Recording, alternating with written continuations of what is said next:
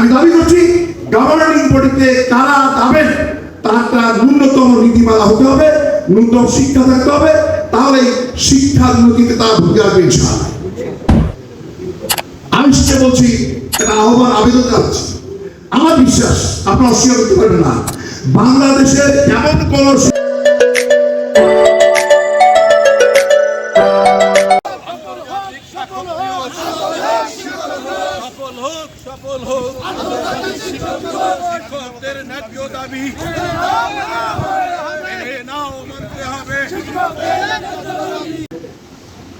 আমরা পরিষ্কার বলছি আমি যে আমরা যে কমিটি আছে, আমাদের কমিটি আছে বিভিন্ন জায়গায়, এই কমিটিগুলোর কোনো নীতিমালা নেই। আওয়ামী লীগের সময় এমন হচ্ছে আপনারা দেখছেন যে একই স্কুলের দপ্তরি একটা প্রতীক আছে, একই স্কুলের দপ্তরি আর হাই স্কুলের সভাপতি কি লজ্জা রে ভাই, কি লজ্জা! শিক্ষক দপ্তরি প্রতীক আছে আছে কি না? তারপরে একজন চাউলের ব্যবসায়ী মামলি না করে চাউলের ব্যবসা করে ইউনিয়ন আওয়ামী লীগের সেক্রেটারি, উনি একটা কলেজের সভাপতি, আরো মর্তা উঠে হয়েছে। কি অবস্থা! একটা college teacher, mother teacher, school teacher, ভাই তার যে কমিটি হবে সেই কমিটি পরিচালনা কমিটি, তার তো পরিচালক হিসেবে মিনিমাম ন্যূনতম যোগ্য থাকা উচিত, ঠিক কিনা বলেন? আমি দাবি করছি গভর্নিং বডিতে কারা যাবেন তার একটা ন্যূনতম নীতিমালা হতে হবে, ন্যূনতম শিক্ষা থাকতে হবে, তাহলে শিক্ষার উন্নতিতে তারা ভূমিকা রাখবে ইনশাআল্লাহ। আমি সে বলছি একটা আহ্বান আবেদন জানাচ্ছি, আমার বিশ্বাস আপনারা অস্বীকার করতে পারবেন না, বাংলাদেশের এমন কোন শিক্ষা প্রতিষ্ঠান নাই, এমন কোন শিক্ষা প্রতিষ্ঠান নাই যেখানে প্রাক্তন শিবিরের কোন ভাই আছে নাই, আছে এরকম? অর্থাৎ শিবির করতেন এইরকম ভাই ওই প্রতিষ্ঠান 2, 4, 5, 10 জন আছে আছে। এখন আওয়ামী লীগের সময় অনেকে কচ্ছপ নীতি অবলম্বন করেছে। কচ্ছপ নীতি বলেন মানে কচ্ছপ নীতি মাথা কাল্লা ঢুকি দিয়া একটা বাক্স ধরে থাকে, মনে হয় খোলস, কেউ ট্রেন না পায় একটা জি বা নজানের বসে থাকে। তা আমাদের কিছু ভাই যাই হোক শেখ হাসিনার অত্যাচার নির্মমতা থেকে একটু ভয় পেয়ে হোক বা হিকমতের সঙ্গে হোক তার কচ্ছপ নীতি অবলম্বন করেছিল। কিন্তু এখন কি আর কচ্ছপ নীতি দরকার আছে? এখন কি হাসিনা আছে?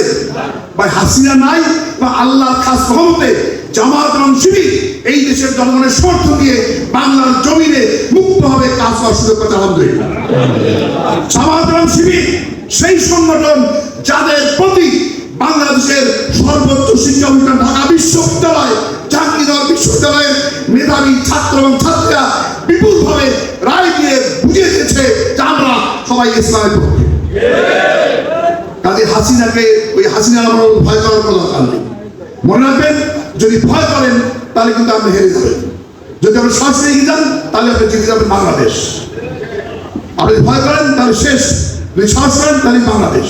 আর চলন ছিল না, আসলে তাই।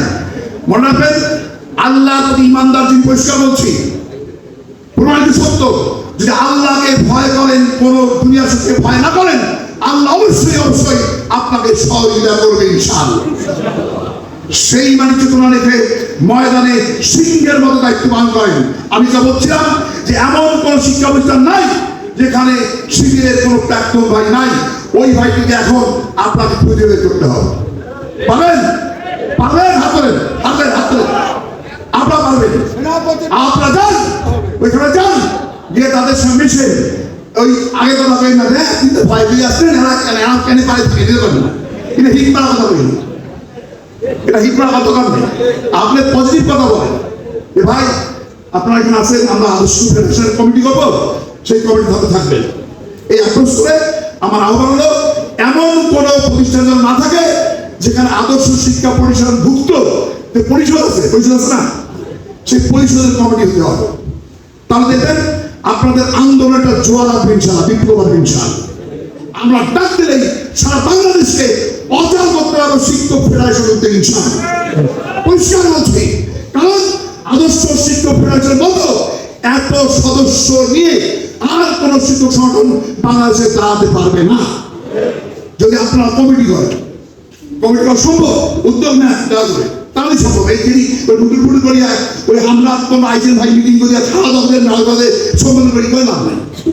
এটা আমাদের রিপোর্টে যাবে, ফেডারেশন রিপোর্ট চাইবে, মুস্তফা সাহেবের রিপোর্ট দেবে আর মানে তারা গুলি হয়ে যাবে।